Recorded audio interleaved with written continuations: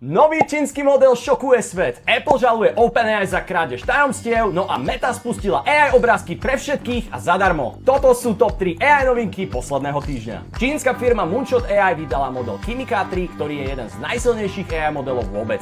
Na niektorých testoch dokonca prekonáva Claude Opus 4.8 alebo GPT 5.5. Za tými úplne najsilnejšími, čiže Fable 5 alebo GPT Solo prezatiaľ zaostáva. Poprvýkrát sa čínsky model necení ako lacná alternatíva, pretože stojí podobne ako Claude Sonnet. Apple žaluje OpenAI. Tvrdia, že im ich bývalí zamestnanci vyniesli dôverné návrhy a výrobné tajomstvá na ich pripravovaný hardware. Jeden z nich si vraj ponechal firemný laptop a stiahoval interné súbory aj po odchode z Apple. OpenAI tvrdenia odmieta a tvrdí, že nemá záujem o obchodné tajomstvá konkurentov. Meta spustila nový obrázkový model Muse Image.